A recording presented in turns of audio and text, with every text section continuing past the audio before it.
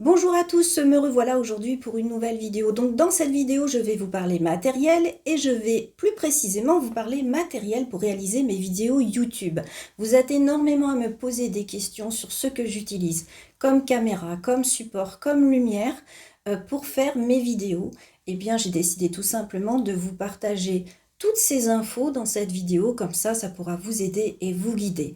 Donc je vais tout vous montrer, je vais vous expliquer par exemple à quoi me servent les différentes lumières et ensuite bien sûr vous avez comme toujours sous la vidéo dans la description tous les liens pour retrouver le même matériel que je vais vous montrer. Donc je vous laisse tout de suite avec cette vidéo.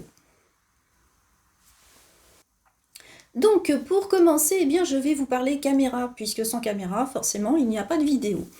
Donc au niveau des caméras, c'est simple, j'ai toujours utilisé mes téléphones. Donc au tout début, j'avais un petit téléphone qui n'était pas de grande qualité, donc forcément les vidéos n'avaient pas la qualité qu'il y a aujourd'hui.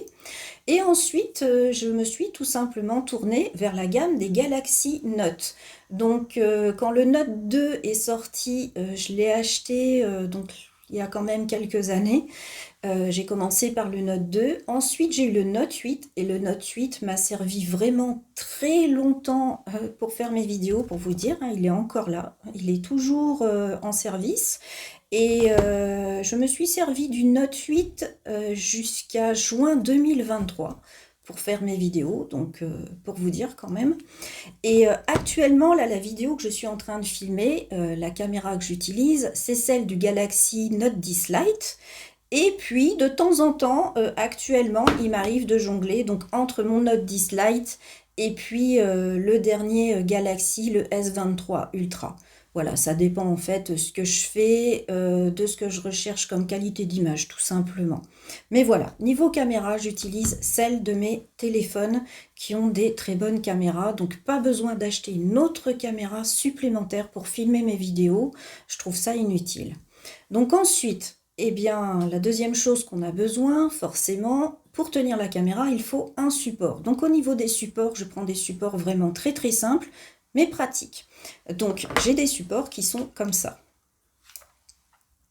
Donc là, vous voyez, j'en ai un noir et j'en ai un blanc. J'en ai deux, puisque j'en ai un qui très souvent reste toujours accroché à ma petite table qui est dans la pièce qui est derrière. Et puis l'autre que je me sers, que j'enlève au niveau de mon plan de travail quand je veux filmer mes vidéos. Donc ce sont des supports qui sont tout simples, vous voyez, on peut les plier, faire ce qu'on veut, les mettre dans la position qu'on veut, mais ils sont vraiment pratiques. Au niveau de la pince, ici, vous voyez, on peut l'accrocher comme on veut à notre plan de travail, à une table, où on veut. Et ici, on a la partie qui permet de mettre le téléphone, qui est tout aussi pratique. Je vais peut-être prendre le blanc, vous verrez mieux. Parce qu'avec ma veste noire, je trouve qu'on ne voit pas très bien. Donc, voilà, je vous remonte la pince. Voyez. Donc ça, c'est la partie que l'on met au niveau du plan de travail. Il suffit simplement de tourner cette partie pour en fait resserrer et que le support tienne parfaitement. Et ici, donc la partie où on va mettre notre téléphone, qui est une petite pince, vous voyez, ça s'écarte. Donc en mettant le téléphone, ça se positionne tout seul. Je vais vous montrer là avec le petit Note 8 qui est à côté. Vous voyez, on positionne. Et voilà, il est mis sur le support. Il suffit ensuite simplement de positionner la barre qui est flexible comme on le désire pour pouvoir filmer ce que l'on veut, tout simplement. Donc voilà pour les supports. Vous voyez, c'est des choses vraiment très très simples. Ensuite, au niveau qualité, au début, je filmais simplement le son avec les caméras que j'utilisais. Mais vous étiez quand même énormément à me dire que j'avais une voix qui était toute petite, qui était toute douce. Vous aviez du mal à entendre, donc je ne pouvais pas crier. Sinon, j'aurais eu des extinctions de voix, ça aurait été un petit peu dommage. Et puis surtout gênant pour pouvoir travailler avec mes élèves ou même avec mes clientes. Donc du coup, eh bien, je me suis acheté tout simplement un petit micro. Donc pas besoin d'un super micro qui coûte une fortune. Vous allez voir que le petit micro que j'utilise, vous voyez, il est tellement petit que vous le voyez à peine. Il est là. Il est tout petit. Il suffit simplement de le clipser soit à sa veste, Donc je pourrais très bien le clipser ici, mais je ne l'ai pas mis tout simplement parce que vous ne l'auriez pas vu. Ou tout simplement de le clipser, moi des fois je le clipse tout simplement sur le côté de mon téléphone, au niveau de mon support. Comme ça c'est juste à côté du téléphone et ça permet que vous m'entendiez parfaitement. Ou là vous voyez, je l'ai juste clipsé devant moi pour pouvoir l'attraper facilement, pour pouvoir vous le montrer. Donc je l'ai juste mis sur mon support à pinceau là en fait. Hop, voilà, comme ça il était devant moi, je pouvais vous le montrer facilement. Actuellement sur ma veste, j'évite de le mettre parce que je me suis rendu compte il y a quelque temps dans une vidéo qu'on entendait le frottement de mes cheveux dessus. Donc voilà pourquoi je ne le mets plus à ma veste, je préfère le poser soit à mon support, tout simplement, ou à une de mes lampes qui est juste à côté. Je peux le clipser facilement dessus, il n'y a aucun problème. Et ça a beau être un tout petit micro, il est vraiment efficace. Donc je vous mets bien sûr le lien dans la description sous la vidéo. Donc ensuite je vais vous parler de lumière, puisqu'au final ce qu'il y a de plus important dans une vidéo, c'est quand même la lumière. La lumière va tout changer dans une vidéo. Certes, le fait de bien entendre quelqu'un ou d'avoir une bonne qualité de vidéo, c'est bien, mais si au final on ne voit rien ou qu'on ne voit pas bien ou que toutes les couleurs sont modifiées à cause d'une mauvaise lumière, forcément ça ne sert pas à grand chose. Donc mon but, moi, quand je filme, c'est que la lumière revienne à quelque chose près, à ce qui serait une lumière naturelle, de façon justement à ce que ce qu'on voit reflète le plus possible la réalité. Donc comme lumière, j'utilise plusieurs lumières, c'est ce que j'ai le plus en fait. Donc sur ce côté-là, ici, vous voyez, ce que tout le monde connaît, j'ai une lampe cloche. Donc cette lampe cloche, elle me sert surtout quand je fais des tutos. C'est pour ça qu'elle est haute, décalée, et qu'en fait elle est poussée quand je filme mon visage, puisque à ce moment-là, elle ne me sert pas vraiment. Ensuite, sur ce côté-là, j'avais une autre lampe cloche, mais bon, elle a rendu l'âme, donc elle s'est fait remplacer par sa copine la lampe loupe, mais c'est la même utilité, où en fait, je la place de façon, vous voyez, comme ça. Elle est derrière moi en fait, elle doit éclairer ce qui se passe derrière moi, de façon à éviter en fait toutes les ombres que l'on a derrière soi quand on se filme. Puisque ça peut être gênant quand on se filme de voir toutes les ombres qui bougent derrière. Puis la qualité d'image, je trouve, est moins bonne. C'est très différent. Donc j'ai cette petite lumière qui éclaire derrière moi pour enlever toutes les ombres. Ensuite, devant moi, j'ai une ring light. Donc ma ring light, c'est une grande ring light que j'ai et qui a un support téléphone. Actuellement, là justement, je me filme avec le téléphone qui est sur le support de ma ring light. Et puis elle est sur trépied. Donc je vais tout vous montrer après. Et donc cette ring light, elle fait plusieurs lumières différentes, mais moi toutes les lumières que j'ai sont choisies de façon à être blanches, de façon à refléter, comme je vous ai dit, le plus possible la réalité, donc une couleur qui est quand même assez blanche. Ensuite, de ce côté-là derrière, j'ai ce qu'on appelle une softbox.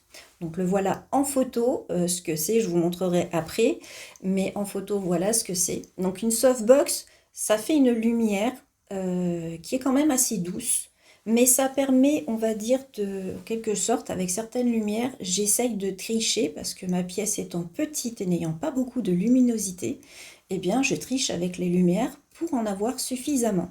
Parce que sans ça, d'ailleurs, je vous ferai très souvent, mais vraiment très très peur. Hein. Même maquillée, vous pourriez croire que je suis un vrai zombie. La lumière change énormément de choses en fait quand on se filme. Maquillée ou pas d'ailleurs. Donc j'ai cette softbox qui est ici et qui permet justement d'avoir une lumière douce qui arrive par là, mais aussi qui va me permettre d'éviter d'avoir certaines ombres quand je fais mes tutos. Donc pourquoi? Eh bien c'est simple, quand vous vous filmez, que vous faites vos tutos, imaginez, vous tenez une capsule, vous voulez travailler, en fait vos mains vont créer des ombres. Donc pour éviter d'avoir trop d'ombres, et puis modifier justement la luminosité naturelle qu'il y a pourtant bien dans la pièce, eh bien c'est simple, il faut avoir une lumière qui arrive suffisamment basse de façon à éviter toutes ces ombres, exactement comme la lumière que j'ai mis là, qui enlève les ombres derrière moi, tout simplement. Et ensuite, pour finir, la dernière lumière que j'ai, c'est celle qui est placée au niveau de ma fenêtre, donc qui est avec une ombrelle, qui en quelque sorte va imiter ce qui normalement devrait être la lumière du jour de ma fenêtre, mais que je n'ai pas assez dès que je filme. Quand je suis dans ma pièce, la luminosité est bien là, mais dès que la caméra est allumée, on pourrait croire que je suis presque dans la pénombre. Donc en fait, toutes ces lumières me permettent de pouvoir jouer avec ça. Donc, je vais justement vous montrer là ce que ça donne en éteignant tout et au fur et à mesure, en rallumant les différentes lumières, vous allez voir, c'est totalement différent. Donc, je commence déjà par tout éteindre. Vous voyez, au fur et à mesure que j'éteins, on voit clairement. Là, je viens d'éteindre ma lampe cloche. Je viens d'éteindre ma lampe qui était sur le côté, où là, vous voyez, on commence déjà à avoir des ombres derrière, légères, mais on les voit. Je vais continuer avec les autres qui sont devant. Et là, donc, vous me voyez avec toutes les lumières déteintes. Vous voyez, ça n'a strictement rien à voir. Pourtant, dans ma pièce, il fait bien jour. J'ai mon rideau qui est levé, voilà, tout est bien fait. Comme vous remarquez, on a l'impression que j'ai des cernes qui sont apparues comme ça d'un seul coup. Alors pourtant, là, je suis pas trop fatiguée aujourd'hui. Je trouvais justement dans le miroir que j'avais une tête qui faisait pas trop peur. Mais là, vous voyez, dès qu'on se voit dans la caméra, tout de suite, ça commence à faire peur. Donc, voilà pourquoi on utilise les lumières. Parce que le maquillage, c'est bien beau, mais pour moi, le maquillage, ça ne fait pas tout. Je préfère utiliser les bonnes lumières plutôt que de me mettre plus de maquillage. Je trouve ça dommage. Donc, je préfère rester comme je suis maquillée tous les jours, en fait, et plutôt jouer avec mes lumières pour pouvoir avoir une qualité d'image qui me convient. Donc là, je vais vous montrer ce que ça donne avec les différentes lumières, justement pour que vous compreniez ces histoires de lumière. Moi, je vais essayer de vous faire comprendre. Là, par exemple, si on n'utilisait que la lampe cloche, donc voilà. Forcément, ça donne un effet, comme vous le voyez, c'est pas fabuleux. Déjà, on a toujours l'impression que j'ai ces grosses cernes, que je suis fatiguée. On voit bien une partie de mon visage qui est dans l'ombre, même si je change ma lumière. Vous voyez, on a la luminosité qui peut être gênante. On a des ombres derrière, c'est pareil, ça peut être gênant. Selon le type de vidéo qu'on fait, si c'est des vidéos qui durent longtemps, ça peut vraiment être gênant à la longue de voir des ombres derrière qui bougent. Donc, si on met que ça, c'est pas la peine. Si par contre, je vous allume par exemple juste la lumière ombrelle, donc qui est là pour en quelque sorte imiter la lumière qui vient de ma fenêtre. Donc la lumière ombrelle, ça ressemble à ça. Donc pareil, hein, je vais tout vous montrer après, quand tout sera rallumé, pour que vous voyez bien ce que c'est. Donc la lumière ombrelle, vous allez voir ce que ça donne si je la mets toute seule. Donc voilà mon ombrelle qui est rallumée. Comme vous le voyez déjà, niveau luminosité, ça va beaucoup mieux. Mais on a encore des ombres derrière, au niveau du visage. Voilà, c'est pas forcément encore idéal. Même si c'est mieux, c'est pas encore forcément idéal. Donc du coup, elle seule, elle ne suffirait pas. Sauf si bien sûr on veut avoir cet effet en vidéo. Ça c'est autre chose. Mais si on veut vraiment avoir une qualité qui est vraiment bien, le tout, on va dire, est vraiment idéal. Donc là, je vais vous allumer maintenant la softbox en plus. Donc voilà, avec la softbox en plus, vous voyez au niveau des ombres déjà de mon visage, c'est très différent. Puisqu'il y a quelques secondes, juste avec l'ombrelle, on avait vraiment l'impression que tout le côté de mon visage ici était vraiment dans l'ombre. Là, le fait d'avoir les deux, déjà cet effet, il a disparu. Donc ensuite, si je rallume justement mes petites lumières là pour mettre derrière, pour cacher les ombres à l'arrière, hop, donc je la rallume, je la mets sur la bonne position. Je la repositionne et là, vous voyez, les ombres derrière moi, elles ont disparu. Juste parce que j'ai positionné ma lampe ici qui éclaire derrière moi. Mes ombres commencent à disparaître. Donc, je vais rallumer ma lampe cloche qui finit d'enlever les ombres qui sont cette fois de ce côté. Et puis, pour finir, eh bien, j'allume ma ring light. Donc, voilà. Donc, pour la ring light, moi, personnellement, j'aime pas la mettre trop fort. C'est pour ça qu'en fait, j'ai aussi beaucoup de lumière. Je préfère avoir ma ring light qui est allumée en douceur pour pas me faire de mal aux yeux, avoir plus de lumière. Pour moi, je trouve que c'est mieux et en plus, je peux mieux contrôler au niveau de tout ce qui va être ombre en ayant mes différentes lumières et en ayant cette qualité où ça donne une impression de lumière qui est quand même assez naturelle, tout simplement. Donc voilà pour les histoires de lumière, le pourquoi du comment j'ai toutes ces lumières. Donc là, je vais vous montrer en vidéo directement les différentes lumières, de façon à ce que vous voyez à quoi elles ressemblent, parce que bon, en photo, en plus les photos là sont peut-être un peu petites selon l'écran où vous vous trouvez. Sur téléphone, ça doit faire des toutes petites images. Donc je vais vous montrer justement les différentes lumières en vidéo. Donc pour que ce soit plus simple, je vais tout simplement filmer les lumières avec une autre caméra. Comme ça, vous allez avoir l'image là à côté de moi. Donc on commence avec la lampe cloche. Comme je vous ai dit, lumière que normalement tout le monde connaît. C'est assez facile à trouver, donc pensez bien à mettre une ampoule qui a une lumière blanche. Ensuite, derrière la lampe, la softbox. Donc la softbox, comme vous le voyez, elle est recouverte avec un filtre qui permet d'avoir une lumière qui est plus douce. Donc ça permet d'enlever les ombres, ça permet d'avoir une luminosité qui fait plus naturelle, mais tout en douceur. Ça évite d'avoir plein de reflets, par exemple, sur vos poses quand vous travaillez, quand vous vous filmez. Ensuite, eh bien, on a tout simplement ici la ring light, comme vous le voyez, avec le support. Donc la ring light, j'aime pas la mettre, comme je vous ai dit, trop fort. Je préfère avoir plus de lumière plutôt que la ring light qui m'aveugle en face de moi. Ensuite, eh bien, on va avoir notre ombrelle. Donc notre ombrelle qui est ici. Donc là, voilà notre ombrelle. Donc cette lumière-là, c'est donc celle que je positionne là où se trouve ma fenêtre. Donc avant, je filmais avec la luminosité de la fenêtre. Donc je levais le rideau opaque, mais c'était loin de suffire.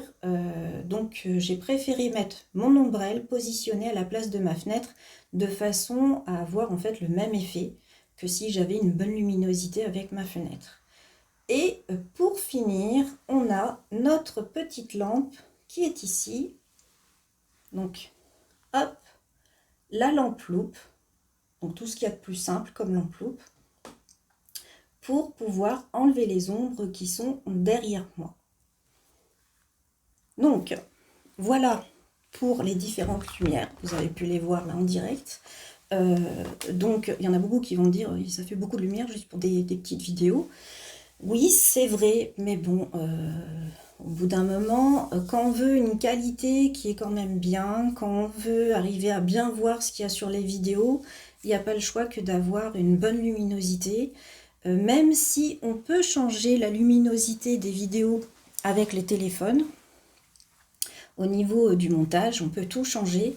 Je trouve qu'il y a certaines choses qui sont dommages parce que quand on change la luminosité entièrement de la vidéo, ça change aussi certaines choses qu'on veut montrer. Donc je préfère avoir une bonne luminosité et éviter d'avoir tout à modifier derrière, tout simplement. Même si des fois j'ai pas le choix, j'y suis obligée.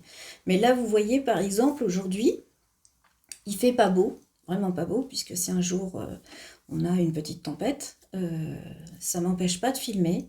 Il peut y avoir un jour très ensoleillé, où là, il va y avoir des reflets qui tapent dans les voitures qui sont en face, qui reflètent par ma fenêtre. J'ai juste à baisser mes rideaux, mes lumières sont là. Je peux filmer en fait à l'heure que je veux, par le temps, peu importe le temps en fait qu'il fait.